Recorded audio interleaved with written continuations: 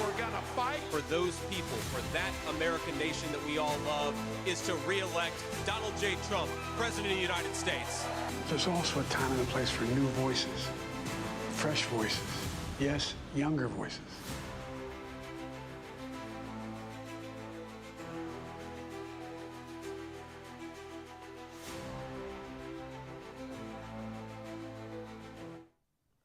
Welcome back for the final time this morning to America Decides, the election program brought to you by the journalism students here at the University of Northampton and the students of the University of Richmond in the USA.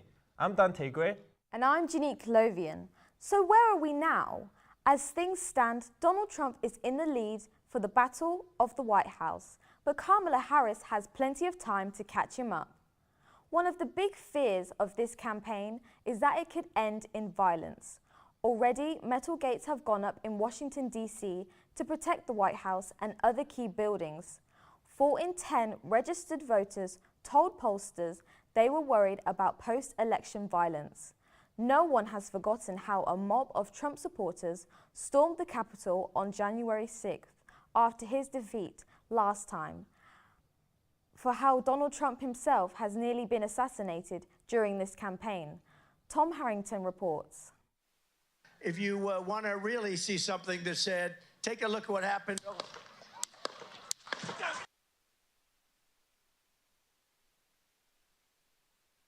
Violence has always been an ugly theme in US politics, with 4 American presidents being assassinated. Lincoln, the first in 1865, Garfield in 1881, McKinley 20 years later, and JFK in 63.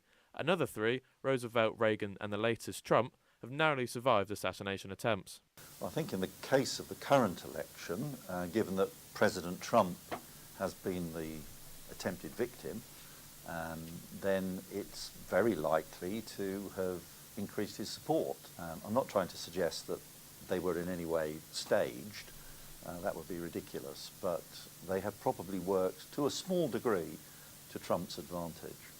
The former president paid tribute to the firefighter who died whilst attending Trump's rally in Pennsylvania by kissing his helmet on stage. In September's presidential debate, Trump then appeared to blame the Democrats for the first attempt on his life.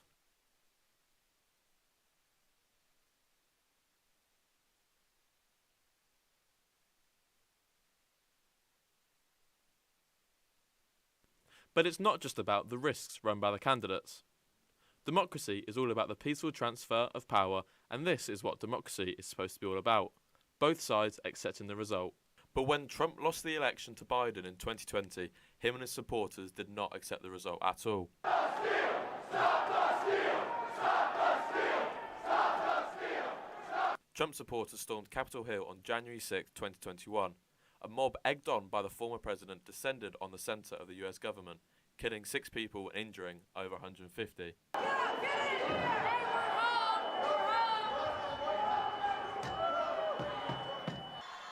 We're going to walk down anyone you want, but I think right here we're going to walk down to the Capitol. Never take back our country with weakness. You have to show strength and you have to be strong. Here in the UK, the Conservatives conceded gracefully to Labour when they lost this summer's election. But why is the peaceful transfer of power so key? I think it's probably the precedent for other countries. I mean, we do have very short cycles comparative to a lot of other countries in the world and a lot of our allies.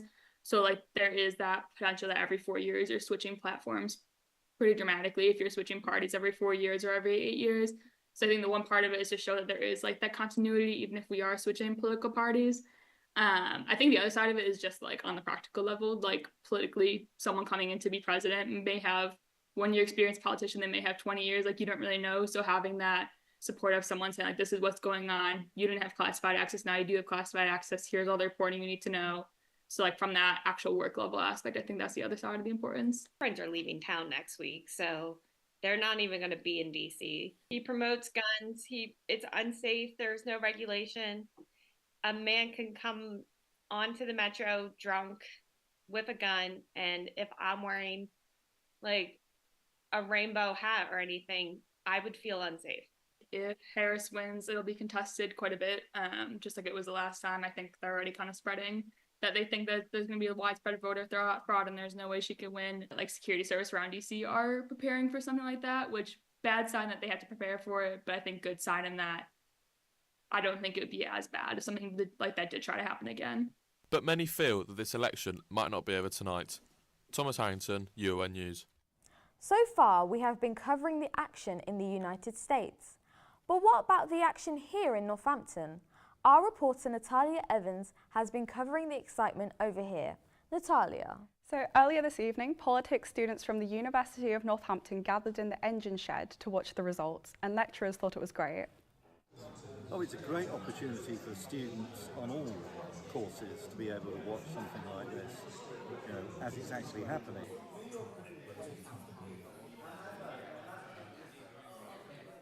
And you will be delighted to know that the Politics Watch-Along Party has now abandoned the Students' Union and has actually relocated outside this very studio. And I think that they will be waiting for us when we finish. Thank you, Natalia. This will be the first time that some people in the US have voted in the election. Gen Z voters seem to take the information about policies from what they see on social media. Morgan Williamson told Tom Tozen on how she relied on social media. So this will actually be my first time voting. I feel like it's kind of just all over TikTok, my Instagram, Facebook, and so I've not really like drawn to it, but I see it, I click on it, I watch a bunch of videos. I'm just like, oh, okay, I see their point, but I'm not like in depth, like into it. And would you say, speaking of social media, does it kind of have any sort of influence on who you vote for, or does or not?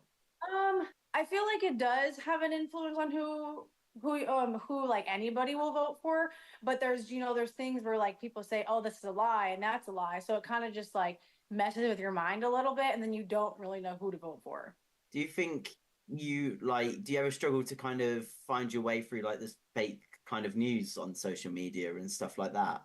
Yeah, because some of it I feel like I don't really necessarily agree with, and I'm like, I don't really know if that's true, and then it's kind of like, there's so many different articles and different things. People say that that Trump or Kamala say different things.